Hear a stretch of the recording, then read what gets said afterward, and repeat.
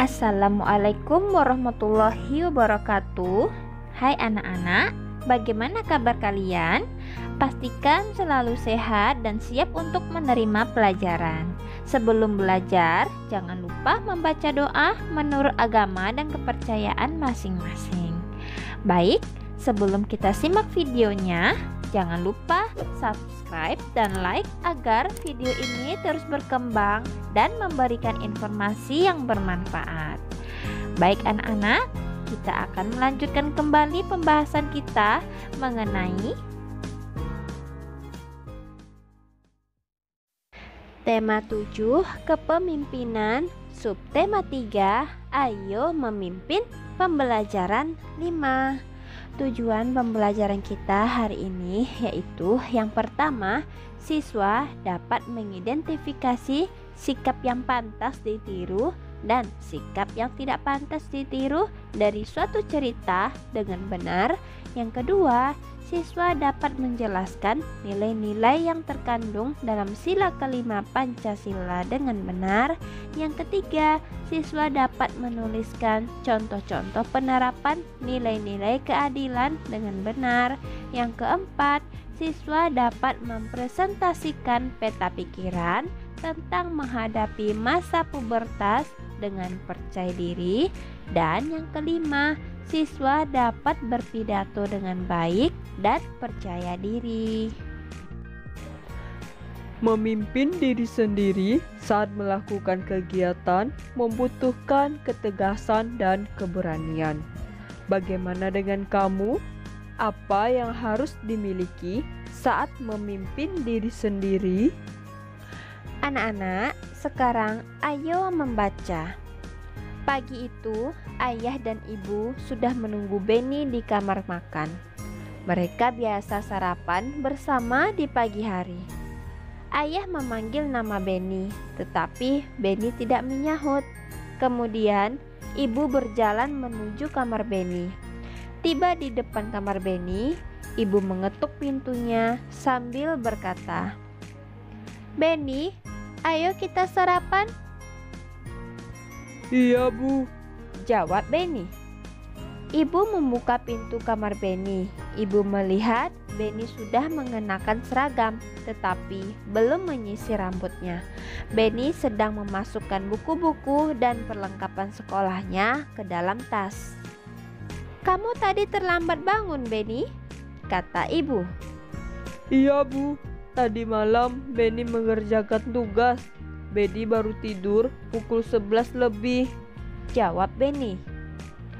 "Kapan ibu guru memberikan tugas itu?" tanya ibu. "Sebenarnya sudah seminggu yang lalu, Bu," jawab Benny lirih.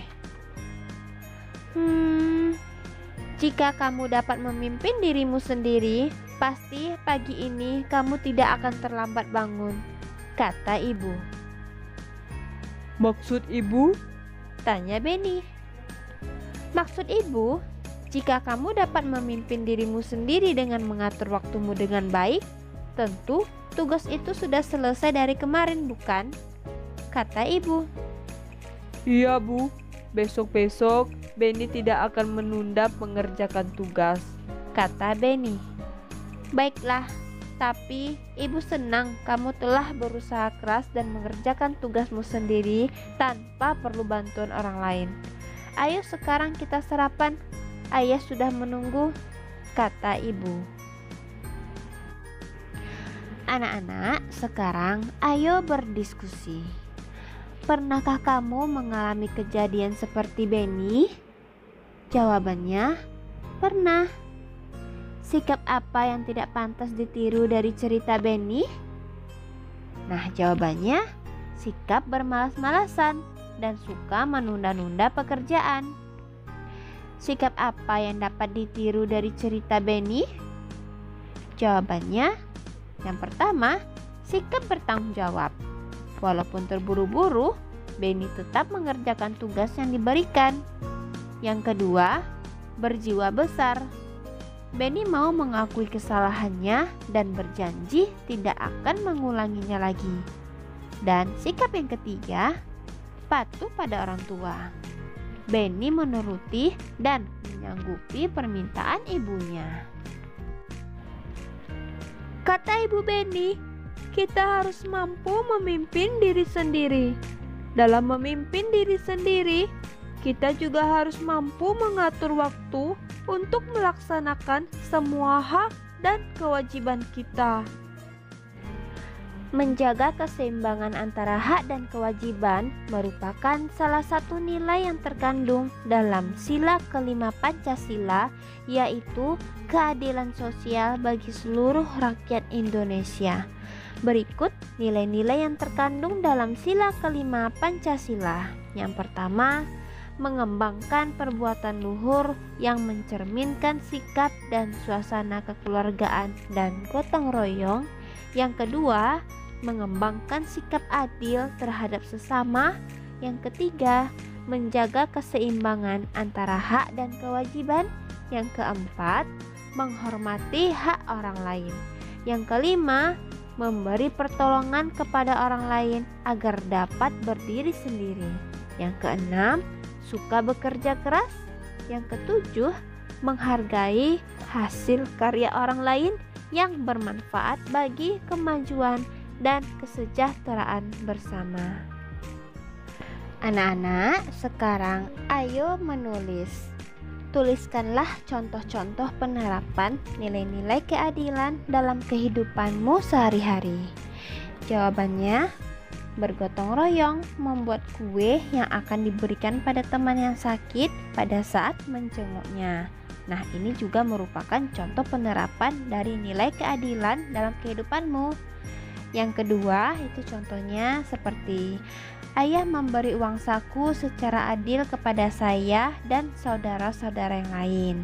Dan contoh penerapan nilai keadilan dalam kehidupan dalam sehari-hari, yang ketiga itu adalah berusaha menolong orang lain di sekitar kita sesuai dengan kemampuan kita.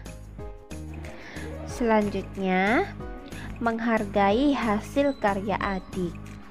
Contoh penerapan selanjutnya itu seperti menghormati pejalan kaki saat menyeberang ketika saya berkendara. Selanjutnya, belajar dengan sungguh-sungguh dan berusaha dengan sebaik-baiknya saat ada PR atau pekerjaan rumah.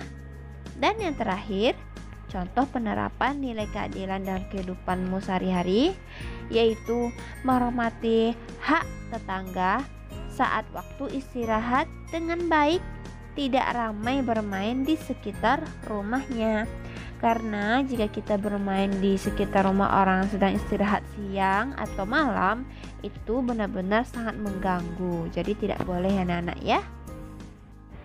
Yang kedua, tuliskan pendapatmu mengenai pelaksanaan keadilan di lingkungan sekitarmu.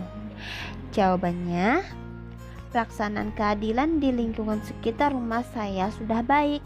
Walau masih ada beberapa orang yang kurang bisa melaksanakannya dengan baik, seperti beberapa teman yang masih suka bermain pada saat banyak orang-orang istirahat di rumahnya.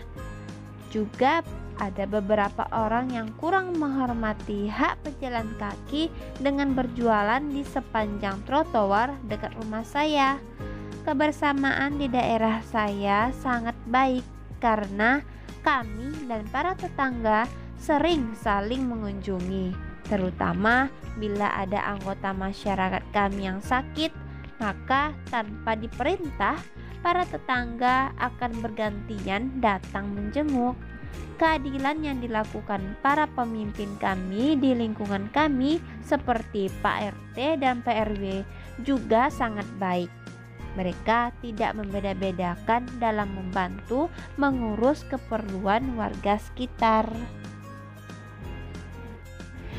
Sekarang ayo bercerita. Pada pembelajaran 2, kamu telah membuat peta pikiran tentang menghadapi masa pubertas. Sekarang presentasikan hasil karyamu di depan teman-teman dan bapak atau ibu guru. Lakukan secara bergantian. Berikan apresiasi kepada temanmu yang sedang mempresentasikan karyanya. Anak-anak, Persiapan yang dilakukan pada masa pubertas itu antara lain sebagai berikut. Yang pertama, selalu mendekatkan diri kepada Tuhan Yang Maha Esa. Yang kedua, mencari informasi, bertanya, dan berdiskusi tentang pubertas kepada orang yang mengerti. Yang ketiga, selalu berpikir positif dan melakukan perbuatan yang positif. Yang keempat, banyak membaca buku pengetahuan.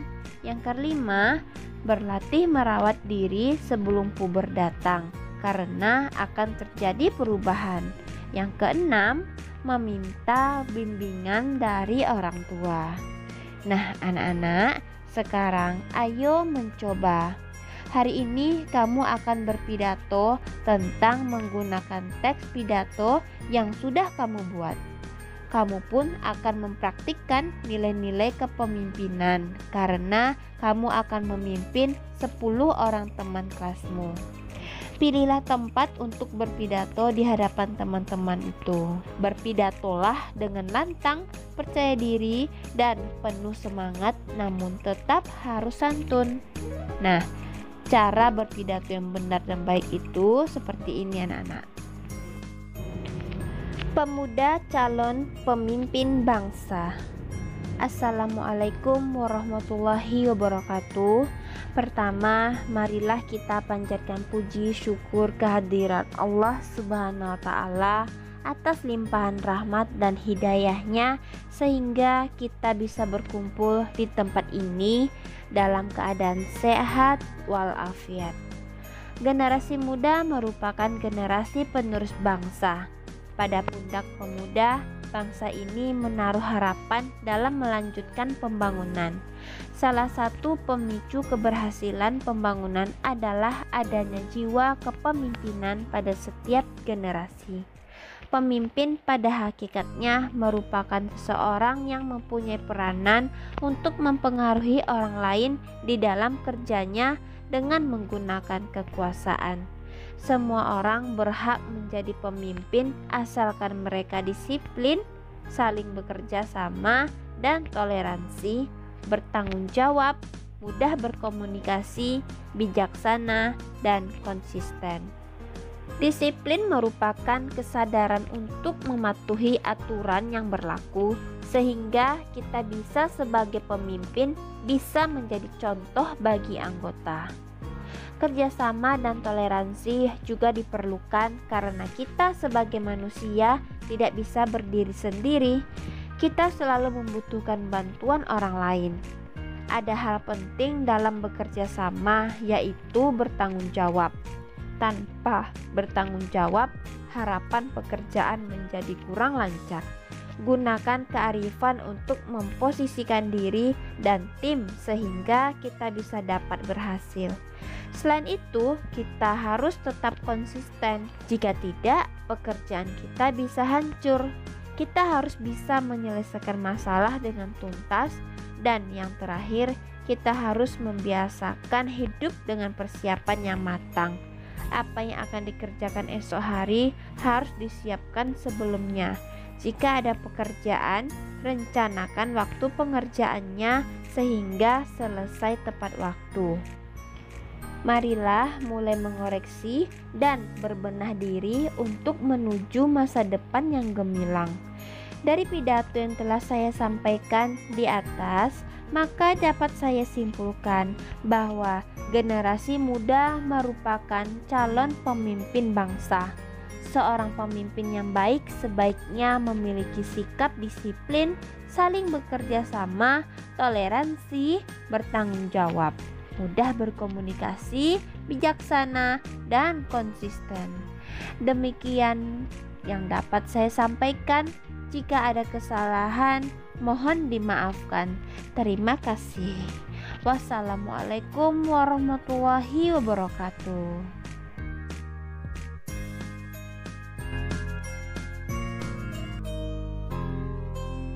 Cukup sekian pembelajaran dari Ibu. Mudah-mudahan kalian semua paham. Tunggu video pembelajaran selanjutnya ya. Terima kasih. Wassalamualaikum warahmatullahi wabarakatuh.